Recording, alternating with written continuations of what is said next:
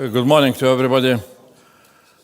Well, my pleasure as the first ever European Commissioner on Defense and Space to be invited to this very important meeting, G5+, and to speak about two most important issues of today in Europe, is how to strengthen our own security and defense and how to support Ukraine. Quite recently, we approved in the Commission so-called white paper on the future of European defense, and also we approved two most important financial documents related with possibilities for member states to mobilize around 800 billion euros during the next 4 years for the defense spending. And now, from one side, we're moving into next stage where I'm always repeating implementation is most important, because we cannot expect that we shall deter Putin while reading him our white paper. We need to implement, to produce what is needed, to invest into our industry. And the Spanish industry is really one of the most strongest industries in Europe. And I hope that those opportunities will be used both by all the different governments of the European Union and also by the industries in order for us to ramp up our production, which is needed in order for us to implement so-called NATO capability targets. So that is what we shall discuss today. And again, thanks a lot for Spanish government and Spanish Foreign Affairs Minister who invited us to participate in this very important meeting. Thanks a lot. Well, it's very good to be here in Spain to discuss important security issues in Europe at this time and to continue to stand alongside so many colleagues in the European family, to stand with the people of Ukraine. All of us want to see an enduring, long-lasting peace. And to get that peace, we need Putin to accept a ceasefire without conditions now. It's also important that European partners continue to step up in relation to Euro-Atlantic security and defence. And that is why in the United Kingdom we are committed to getting to 2.5% of spending on defence by 2027 and getting to 3% into the next Parliament.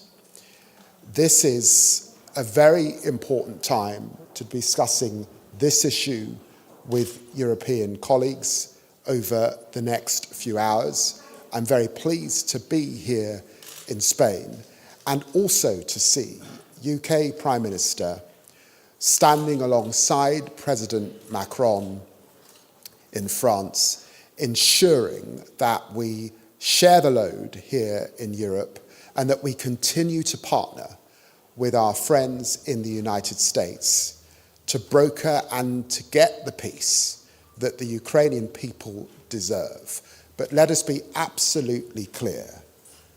Peace in Ukraine and security for Ukraine is also about wider security in Europe and wider Euro-Atlantic security that keeps the global community safe. Thank you very much. Good morning, everyone. Delighted to be in Madrid at the next Big Five meeting. There were initiated in Warsaw some months ago, originally as Weimar, which is to say Germany, France, Poland, became Weimar Plus to include Spain, Italy, United Kingdom, and the European institutions, the High Representative, and the Commissioner for Defense. You know the agenda. The continuing Russian aggression against Ukraine.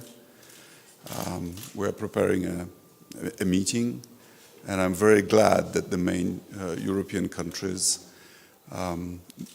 appreciate that this is not just a problem for the eastern flank, but that Putin's aggressive intentions are a problem for all of Europe. And if it's a threat to all of Europe, then we need a European way of addressing it.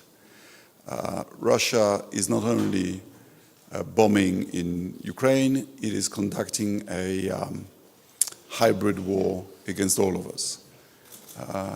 Here in Spain, there is disinformation, there are attempts at political manipulation, but in many countries we also have other elements of hybrid war just below the threshold of kinetic action. In Poland, we've had arsons, we have espionage, we have the cuttings of energy and data cables under sea, we have aggressive propaganda.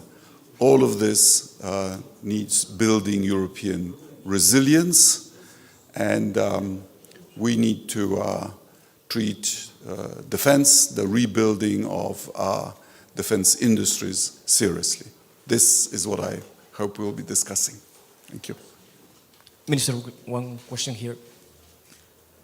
Of course, we are, this is Juan Torino from W Radio. Of course, we have seen the commitment of Poland and the help of Ukraine.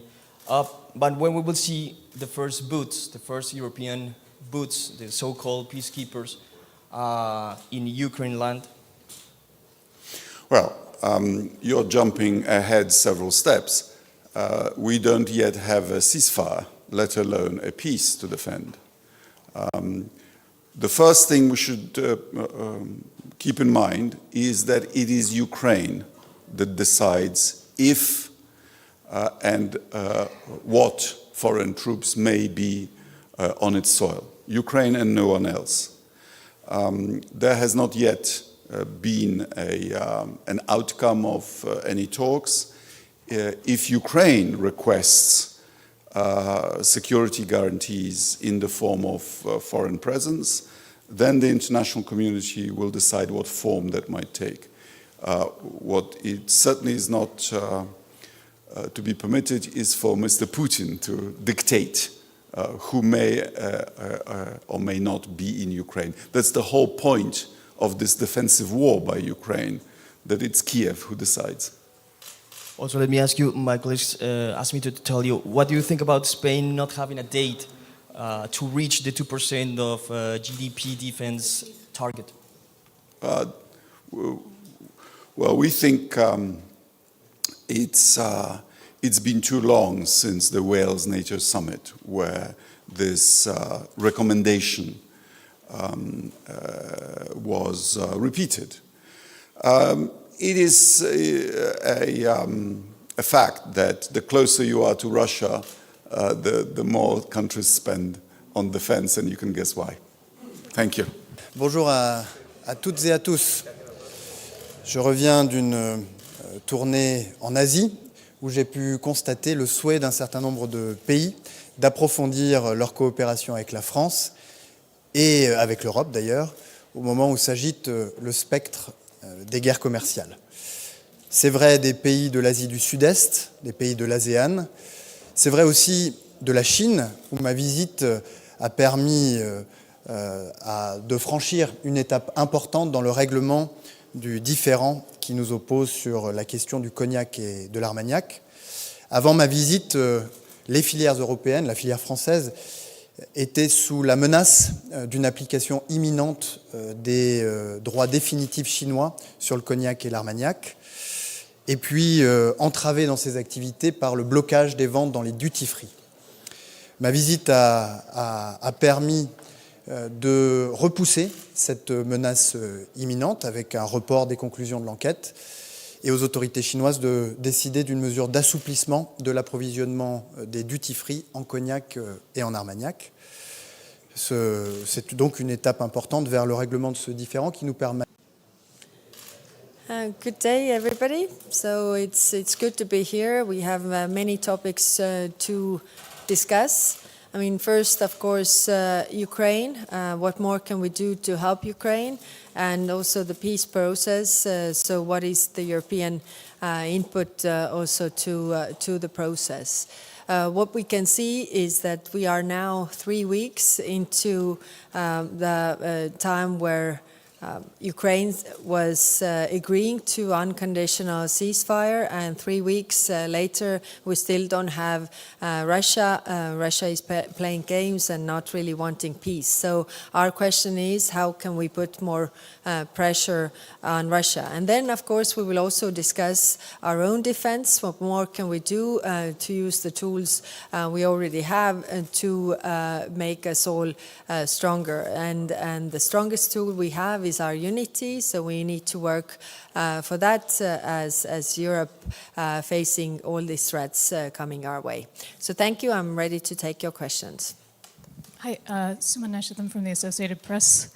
Can you speak to the role that the U.S. must play in Ukraine and Russia peace talks? U.S. has called the talks and doing the shuttle diplomacy. But right now, I think what we need is also Russia to agree to this ceasefire, to move on, to show goodwill by, giving back the Ukrainian children that have been deported to Russia or releasing the prisoners of war. I mean, many things that they can show. So I think U.S. also has the role to put more pressure on Russia to stop this war. Anybody else? No? Thank you.